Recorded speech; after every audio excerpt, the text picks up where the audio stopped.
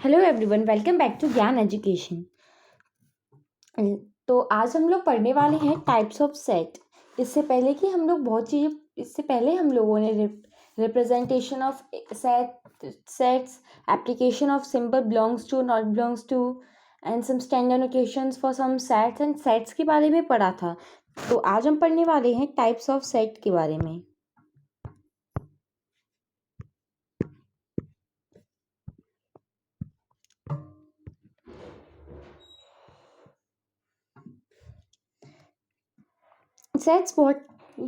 Sets basically 5 types के होते हैं: finite set, infinite set, empty set, equal set and equivalent set. तो सबसे पहले हम लोग फाइनाइट सेट के बारे में पढ़ते हैं। फाइनाइट से आप लोग एक चीज़ समझ पा रहे होंगे कि वो सेट जो फाइनाइट हो। तो फाइनाइट सेट के बारे में मैं आपको अभी बता देती हूँ। इसकी भी एक सिंपल डेफिनेशन होती है जो कहती है a set whose element can be counted in which the process of counting its element come to end is called finite set। इसका मतलब है वो एलिमेंट्स, एक सेट के अंदर वो एलिमेंट्स जो काउंट हो सकें और जिनका कोई एक एंड पॉइंट हो, उन्हें हम कहते हैं फाइनाइट सेट। जैसे कि एग्जांपल ले लिया है मैंने ये डेज ऑफ द वीक का, जिसमें Monday, Tuesday, Wednesday, Thursday, Friday and Saturday हैं। इनको हम काउंट कर सकते हैं, इसीलिए ये एक फाइनाइट सेट है। इसी तरीके से आप कोई कुछ भी ले लीजिए, जैसे हम लोग मंथ ऑफ द ईयर ले लेते हैं, तो वो भी फाइनाइट होते हैं। जनवरी, फरवरी, मार्च, अप्रैल, मई, जून, जुलाई, अगस्त, सितंबर, अक्टूबर, नवंबर, दिसंबर, ये सब हम काउंट कर सकते हैं, इसीलिए ये भी फाइनाइट होते हैं। वो चीज़ें किसी सेट के अंदर, वो चीज़ें जो काउंट हो सकें, उन्हें हम लोग उसे हम फाइनाइट सेट बोलते हैं। इसी की तरह एक और सेट होता है इनफाइनाइट सेट। इस सेट की भी एक सिंपल डेफिनेशन है जो कहती है a set is said to be infinite set if it has an unlimited accountable numbers of elements. मतलब एक सेट जिसके अंदर अनलिमिटेड मतलब अनकाउंटेबल उसके अंदर इतने एलिमेंट्स हैं कि उन्हें काउंट नहीं किया जा सकता है, वो कहलाते हैं इनफाइनाइट सेट। जैसे मैंने एग्जांपल में 1 square, 2 square, 3 square and so on लिया है, ये इन्फिनिटी तक जाने वाला है। इसको हम लोग नेचुरल नंबर, इसमें हम नेचुरल नंबर्स भी ले सकते थे, होल नंबर्स भी ले सकते थे और कई चीज़ें ले सकते थे, क्योंकि इनके कोई भी एंड पॉइंट नहीं है, इसीलिए ये इनफाइनाइट सेट कहलाती हैं। वो कोई भी सेट जिसके अंदर इन्फिनिटी तक एलिमेंट्स जाते हो, उन्हें हम कहते हैं इनफाइनाइट सेट। इसके बाद में आता है एम्प्टी सेट, नल और वॉइड सेट। ये तीनों चीज़ें एक ही हैं, बस 3 नाम है इनके, जो है एक एम्प्टी सेट, नल सेट और वॉइड सेट। इसकी भी एक सिंपल डेफिनेशन है जो ये कहती है a set having no element is called a null set और अ वॉइड सेट। वो सेट जिसके अंदर कुछ भी नहीं है, वो कहलाता है नल सेट और वॉइड सेट। इसके लिए बेसिकली मैं नल सेट को यूज़ करने वाली हूँ हर जगह पे, तो प्लीज़ इसको याद रखिएगा कि इसे वॉइड सेट भी बोलते हैं। इट इज़ डिनोटेड बाय, ये एक ग्रीक लेटर है जो कि फाई होता है, और इसको 2 कर्ली ब्रैकेट से भी रिप्रेजेंट किया जाता है, जो कि एकदम ब्लैंक होते हैं। जैसे आप लोग इसमें देख सकते हैं कि इसके अंदर कुछ भी नहीं है। Phi which is a Greek letter pronounced as phi, इसको हम लोग फाई बोलते हैं। ये मैं आपको पहले बता चुकी हूँ, ये बेसिकली बहुत जगह पे यूज़ होने वाला है। और इसका एक एग्जांपल ये है a equals to, curly bracket में कुछ भी नहीं है, इस वजह से ये फाई है, इम्पटी है, a इक्वल्स टू फाई। इसे हम इस टाइप से भी लिख सकते हैं, और इस टाइप से तो मैंने लिखा ही हुआ है इसको, तो इसको हम लोग फाई बोलते हैं। तो आगे बढ़ते हैं, आगे देखते हैं क्या आता है।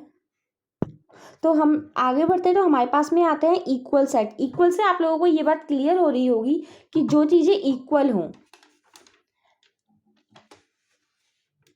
इस सेट को प्लीज़ थोड़ा ध्यान से समझिएगा, क्योंकि इसमें बहुत लोगों को कंफ्यूजन भी हो जाती है। A set A and B are said to be identical or equal when they have exactly the same element। इसमें कहा गया है कोई 2 सेट हैं A and B, उनको हम लोग आइडेंटिकल और इक्वल जब कहेंगे जब उनके अंदर जो एलिमेंट्स हैं वो सेम होंगे।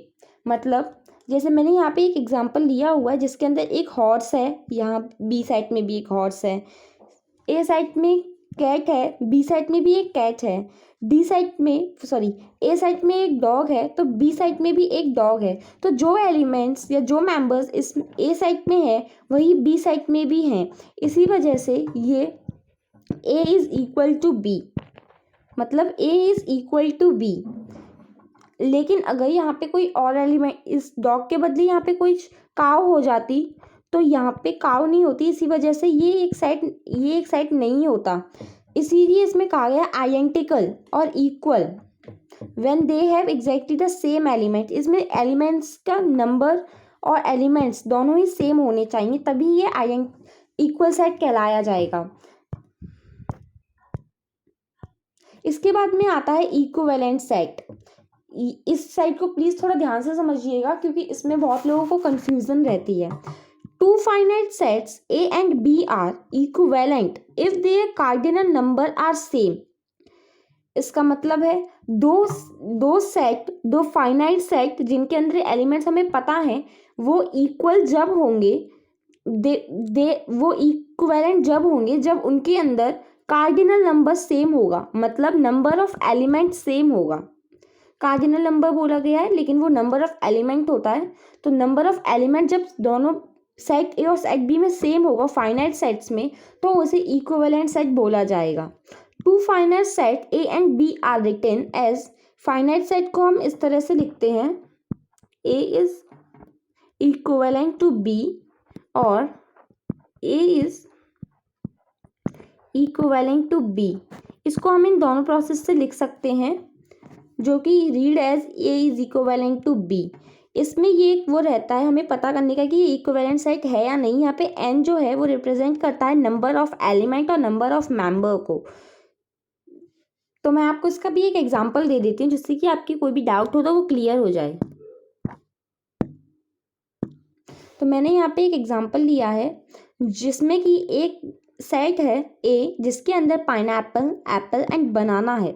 वहीं एक दूसरा सेट है बी जिसके अंदर रोज, सनफ्लावर एंड इसे क्या लें टर्लिप, एक और टर्लिप है।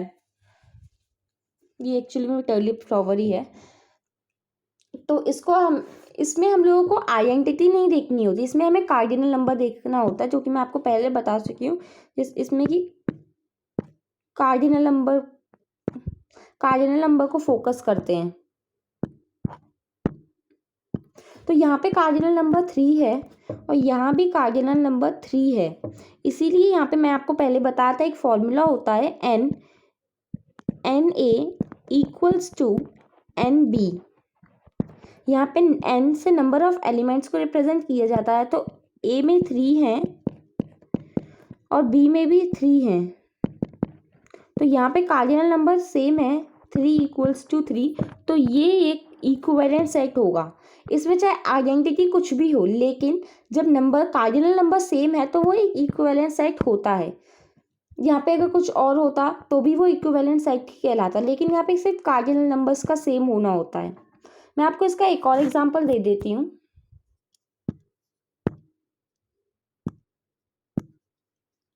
जैसे कि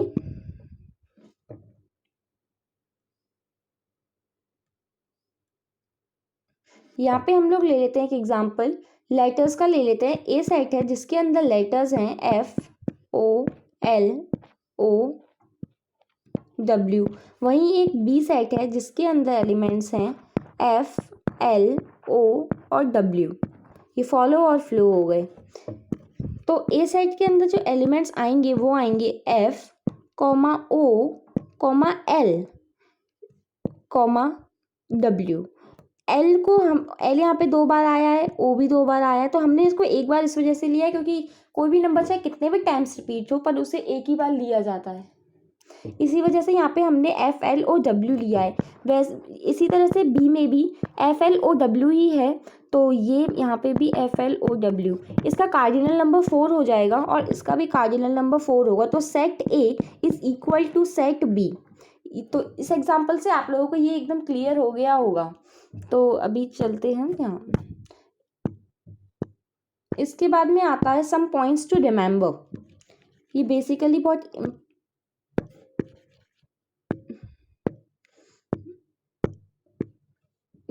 बहुत इंपॉर्टेंट है, तो इनको प्लीज़ ध्यान से समझिएगा।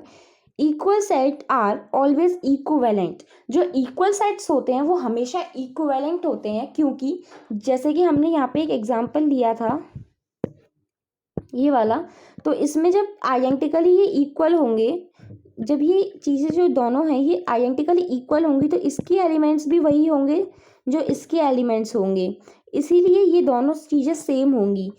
तो जो जहाँ पे कार्डिनल नंबर, जब इसमें आइडेंटिटी सेम होंगी तो यहाँ पे कार्डिनल नंबर भी सेम होगा, इसी वजह से ये इक्विवेलेंट सेट भी कहलाया जाएगा। उसके बाद में two empty sets are always equal.